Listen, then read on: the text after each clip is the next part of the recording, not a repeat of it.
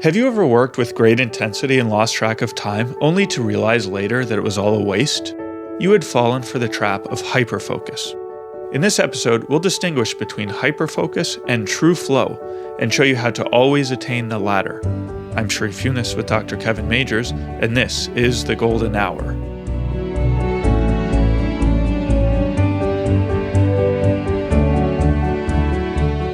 The ability to attain flow is not a trait you're born with, but a skill you can master.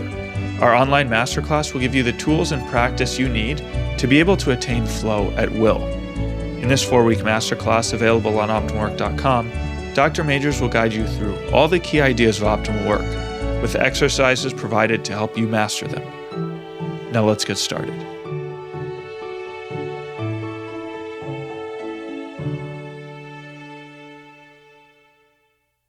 Hey, this is Sharif here with another episode of The Golden Hour, joined by Dr. Kevin Majors. Kevin, good to be back here with you. Hey, Sharif, great to be back here. Of course. Well, Kevin, in the spirit of helping people improve in their inventory, which is kind of one way of stating what our mission here at Optimal Work is, helping people grow in this self-assessment that helps them evaluate how well they're working, how well they're living. I thought we could, 2 weeks ago, I suppose it was, we covered one inventory item. I make productive use of small blocks of time. And we gave people some insight into what that means and how to rate themselves on it and how to improve in that item. I thought now we could tackle a different inventory item. What do you think about that? Sounds great. Okay. That inventory item is I focus on my work so intensely that time seems to pass quickly. Mm-hmm. I had to look to get that one right. But so that item, as far as I can tell, is getting at the idea of flow. You can correct me if I'm wrong. Yes, that was when I wrote it. The idea was I wanted to see what is the simplest question that you could ask that would identify a flow state. Mm-hmm. So you can't really say sometimes I work with such an intensity that I have my highest IQ, I have my greatest fluency, I have my greatest creativity. Those things are a little harder to measure. Those are all features of flow. So what else would you do for flow? That I get great joy from working. Well, that's true. If you're working very intensely and with a lot of joy in it, that tends to be a good sign of flow. But the reliable sign in my mind, after all the literature I studied, was you're working intensely and you have the sense that time is passing quickly. So the time distortion is a pretty reliable indicator of being in flow. I see. Now, Kevin, okay, this inventory item, maybe one possible objection to it is that all of the 24 items on the inventory, this is rooted in cognitive behavioral therapy, CBT. So the items tend to measure behaviors or actions. So, for example, you have the item, I make productive use of small blocks of time. That's a behavior. It's like, I make productive use. But in this one, it's something is happening to me, namely time seems to pass quickly for me. So is this a behavior that people are in control of, or is it an experience or a situation that just happens to me? Like we wouldn't have the item, I get complimented a lot. That would not be relevant, right? So how do you address that objection? Well, the way the question is formulated is focusing on the behavior, because it's focusing on the person's ability to engage their work with intensity. So, and if you were to engage your task at hand with full intensity, full and maintained intensity, that's the definition of flow. So, work itself, you could define as ordered and sustained attention. So it's just the essence of work that your attention has to be ordered in some way by the task and sustained throughout the task. So there's a kind of plan you have for the task you're about to do. There's the intense engagement of what would be the first part of that plan, the beginning.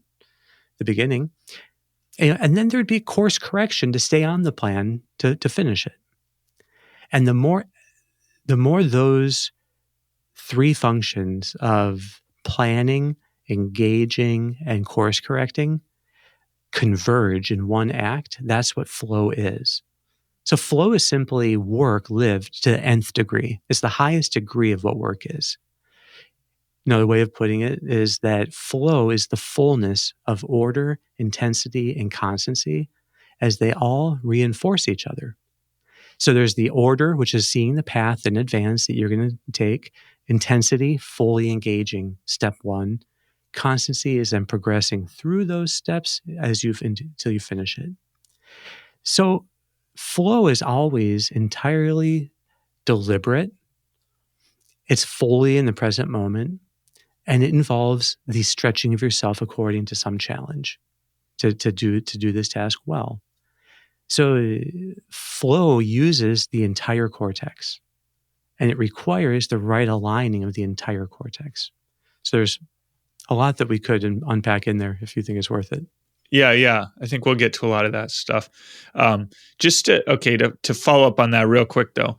So you're saying that flow is in a sense, it's a deliberate state. It's not as if someone, they're just sitting down to work and they're like, okay, am I going to go into flow or am I not going to go into flow? Okay, I'll go into flow this time. I don't want to go into flow this time. So they're choosing flow indirectly by choosing to take the steps that are going to lead to flow. And there are reliable steps that will help people attain flow. And that's part of our mission, is to help people discover what those actually are and how to practice them and get better at them. Yeah, for any continental philosophers listening to this, we're not talking about mechanical efficient causality. We're talking about dispositional efficient causality. So it means that we set the stage. You can't just do flow, but you can set the stage. And if you set the stage well, you will attain flow more and more. But there always says that there could be something wrong with the way we're disposing ourselves that we would have to improve in doing before you could reliably attain flow. But I mean, this is exactly what the great mystics said about prayer to attain contemplation. Do these things to attain it. Well, but they weren't talking about mechanically, if you pull this lever and pull this lever, you get this kind of result. There's ideas you set the stage for it. It's a dispositional kind of causality. So, and that's when we're talking about flow, we have to keep in mind then, it's never going to be it's not mechanical. That's not how the system can work, but it is dispositive. And if you dispose yourself rightly at the beginning of a period of work, you can make it very likely that you, in fact, will get into flow. Mm-hmm. Okay, that's super helpful. So now, let me actually preface this with, this is a user's question. So this is kind of going to shift gears a little bit, but I think it's a helpful direction to take the discussion in. So this listener asks, what's the difference between hyperfocus and flow? I have ADHD and often hyperfocus when I study. How different is the practice of flow in contrast to hyperfocus? Because I believe the results are the same. I get intensity and I engage challenge. So I think there's a great question, and it relates so well to the original inventory question we asked. I often focus on my work so intensely that time seems to pass quickly.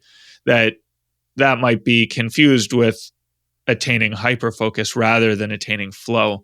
So maybe you could just explain briefly what hyperfocus versus flow is, and how to distinguish, am I in hyperfocus or am I in flow right now?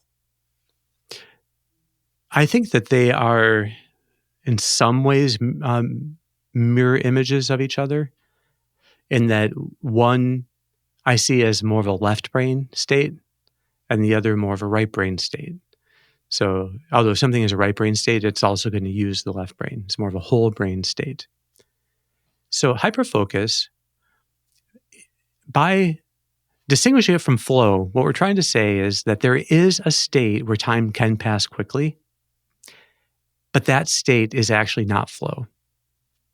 And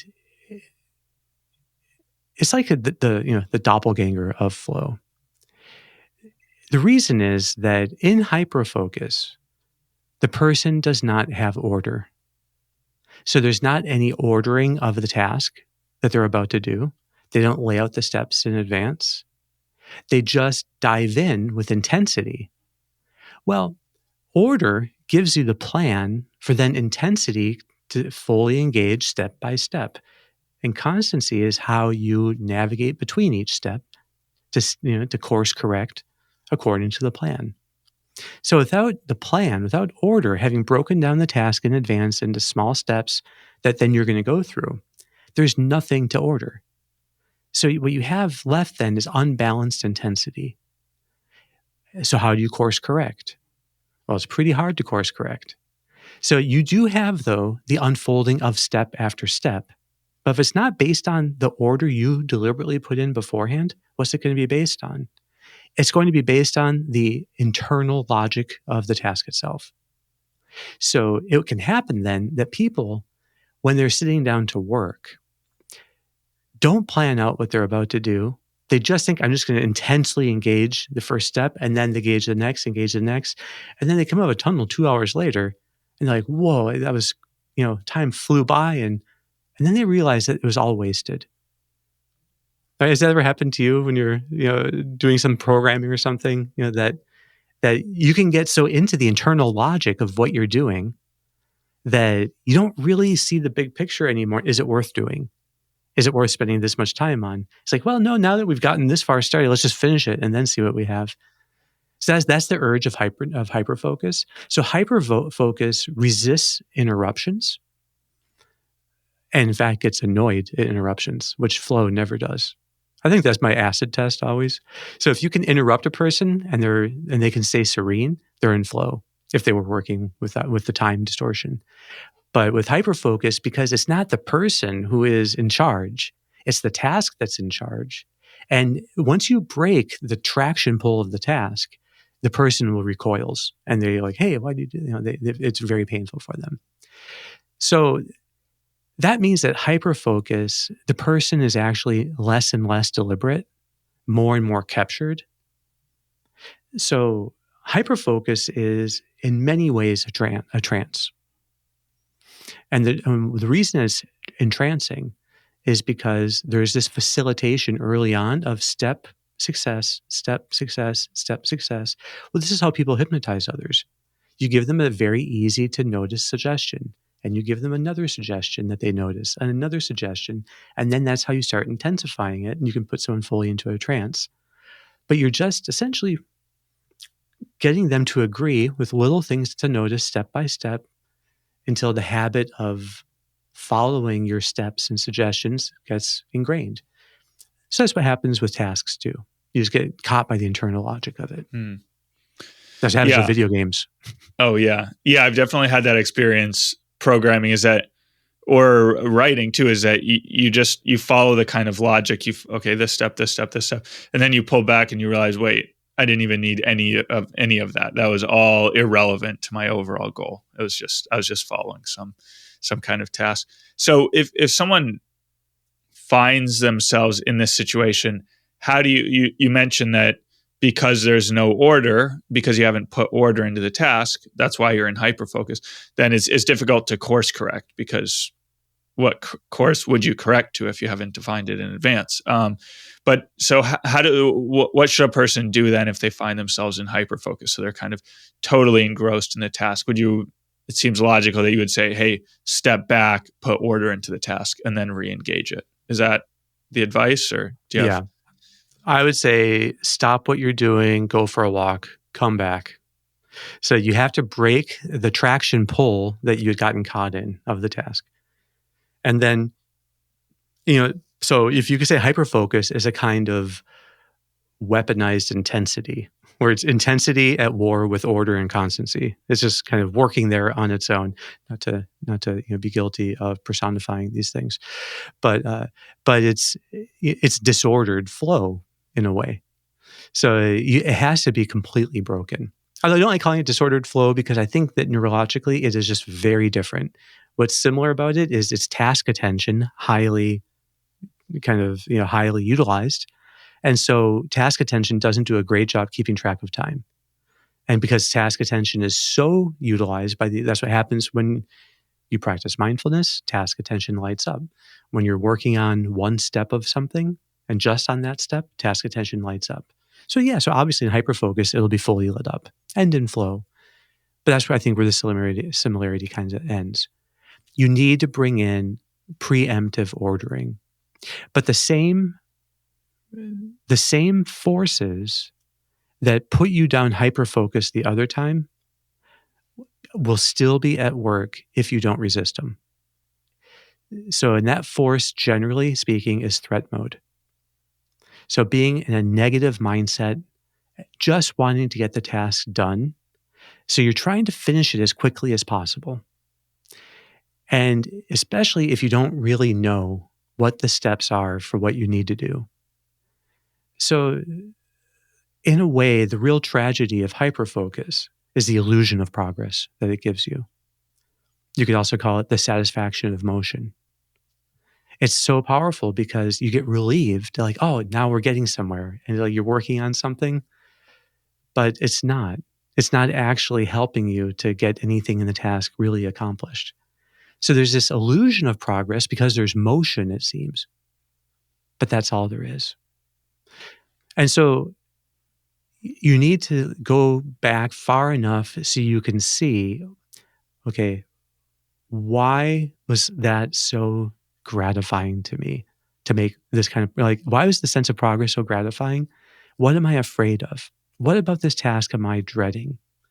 And then slow down and get that a little more into focus and break it down into smaller and smaller steps that you're going to master. Because you can then attain real mastery over the parts that would have before put you into threat mode and then probably led to hyperfocus. That's okay. That's very interesting. Now I have some questions about this. So you just brought up the idea of threat mode, which is when your amygdala is kind of on high alert for threats. And I think people relate to this experience. You know, the least distraction or the least interruption is kind of like cause for like almost a nervous breakdown. And then previously you had brought up the idea that one of the key ways to, as an outside observer, to distinguish is this person in flow or hyperfocus is when you interrupt them, do they respond well or poorly? Which might be like a way of saying when you interrupt them, if they respond poorly, they're probably in threat mode. And so that's connected. So they're probably in hyperfocus as well. So it seems like another thing we talk about with flow and handling interruptions is that if you're really working according to your highest ideals and your ideals of service in your work, that an interruption is just another opportunity to serve. So you can connect, your highest ideals then to that handling the interruption. So there's no reason why an interruption should throw you off. It's just you give that your whole focus and then you bring it back. So there's a sense of like threat mode and ideals on the one hand, but then on the other hand is putting order into the task. So I'm wondering how those two relate because they both seem to be very important in the way you're discussing flow. So, well, I think that threat mode does lend itself to hyperfocus because it's what sets us up to feel relieved by progress. And is that feeling of relief we get with the illusion of progress, the hyperfocus gives us, like at least we're getting somewhere. It's like, we may not know where we're going, but we're going very fast. Yeah. And so that satisfaction of motion gets right to why hyperfocus is so addictive. It's addictive like any time you get relief is. That's why getting reassurances is addictive. If we're anxious about something and then someone says, oh no, come on, they reassure you. Oh, that feels great. There's a bit of relief. Well, that feeling of relief is a negative reinforcer. It actually produces a habit of you're going to feel the need to seek that relief out again and again. So I think that's why hyperfocus tends to be unmoored from ideals, and more just about getting things done, because that's why it gives us a sense of relief. If you feel overwhelmed and you could almost feel paralyzed, then to get into hyperfocus feels much better, even though you in fact not necessarily making any progress. So you always have to come back to, what does it look like to do this job very well? I would say also that that in order to be in flow, you need a challenge in your work, a challenge that is allowing you to continually stretch yourself. Well, you might think that the only way to challenge yourself in your job, is to get better at reading and producing Excel spreadsheets. But let's say you become a CEO. Well, and you have to read Excel spreadsheets, but that's really not your whole job. Your job is to be available, and to be directing the company through a kind of constant availability where you're able to continually relate what the people are facing to the vision of the company. Let's say, I'm not a CEO, but I could imagine that a great CEO does something like that. My point here is I think the CEO is not doing many things all day long. I think that he or she is doing one thing all day long and is being that role. So they could be in flow. It doesn't really matter the content of what they're doing. Is it right now signing checks? Is it right now responding to emails? Is it right now giving a speech? In a way, it's all the same type of task. So they could actually be unitasking, but they're unitasking at a very high level. And if you look down more granularly, sometimes they're doing X, sometimes Y, sometimes Z, but they can just do it one thing after another and stay in flow. Because all the time, there are certain ideals that give a continuity to their day. Staying cheerful, staying available, staying wise, staying, somehow provident. It's like there are all these things that they could be aiming for that actually give the unity to their day.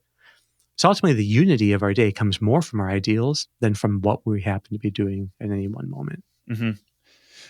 So one thing that just occurred to me, which is maybe kind of an objection or so, is it seems like also the CEO is going to be motivated by the outcome or the mission that they're on in a way. So, how does that fit into the sense of, okay, yeah, you have the ideals on the one hand that can guide people into flow, but then also you have this mission that the CEO is every one of their actions is meant to be aligned towards the success of the company. So it's kind of. So you could ask yourself, I don't know if this is where you're going, but is it that do outcome-oriented periods of work lend themselves more to hyperfocus? And I don't think that's necessarily the case. I think it depends on the kind of work that's being done. Certain kinds of work lend themselves more to hyperfocus because they have more of an internal logic that just leads you, one thing leads to another, and you just kind of progress down with an internal logic. And that's why they're kind of entrancing. But I mean, even reading can be hyperfocused because there's an internal logic. You're reading a novel, and then you could read it for hours and hours and hours. So that's why people with attention deficit disorder would say, it's not actually about attention being deficient, it's being under incomplete control. So they could attend, so like they could get into a book and then stay reading it for a long time. So I do think that when people, what you need to stay in flow more all day long as a continual thing is an element of challenge that can last and last and last throughout the day. And outcomes tend not to provide you with that kind of challenge. So, because typically with outcomes, they're like to get this step done, to get this thing done, to get this meeting accomplished, to close this deal, to do this, send this email. But so you're accomplishing things all along the way. And then it could be that if you didn't have some overarching way of challenging yourself, that you wouldn't be able to keep up the challenge. You'd have to be restarting it all the time. That's why I think the more people challenge themselves according to ideals, the more they can be continually doing it. I mean, just going through your day, trying to practice cheerfulness with every opportunity throughout the day, when you're by yourself, when you're with others, that gives you a much more continual way of challenging yourself. And I think, in fact, helps you then stay in flow more. So the challenge is a necessary part.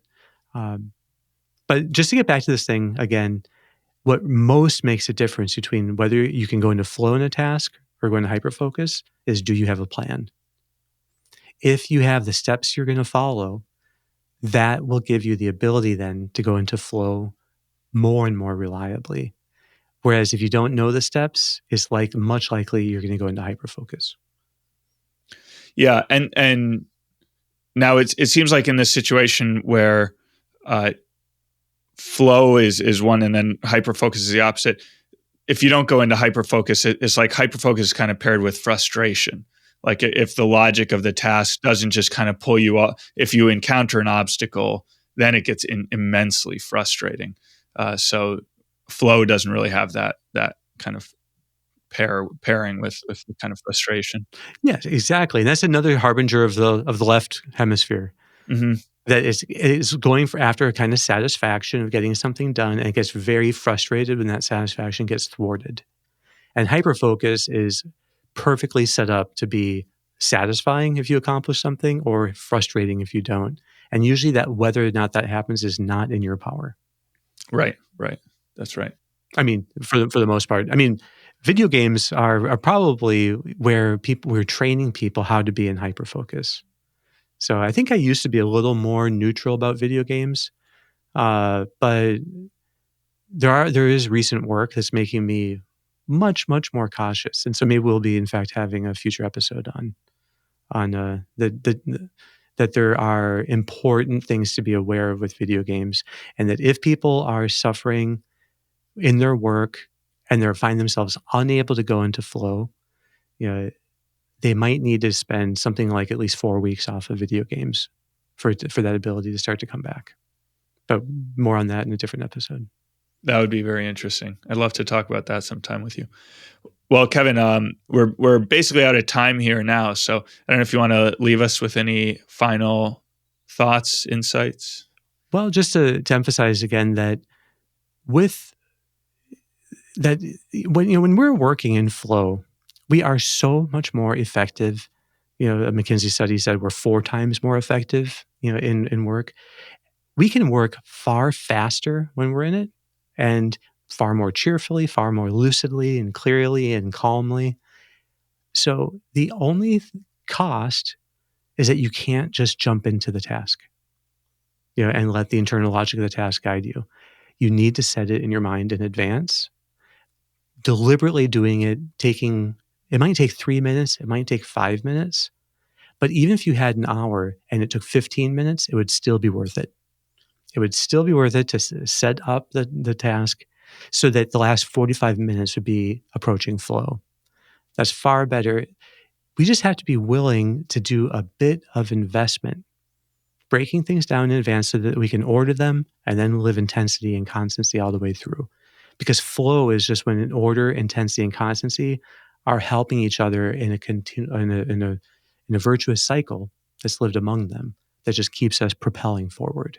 So that's the goal, and it can be done. It just does take some foresight and planning. Mm-hmm. Yeah, great. I think that's a great practical point for us to end on. So next time I sit down to work, I will take the time to plan it out and attain flow. Great, Kevin. Well, this has been awesome. I learned a lot. So we'll be back. We'll be back next week. Looking forward to it. Well, thanks so much for listening. I hope you enjoyed the episode. Don't forget to check out OptimWork.com for a set of online tools to help you engage challenge in your life. See you next week.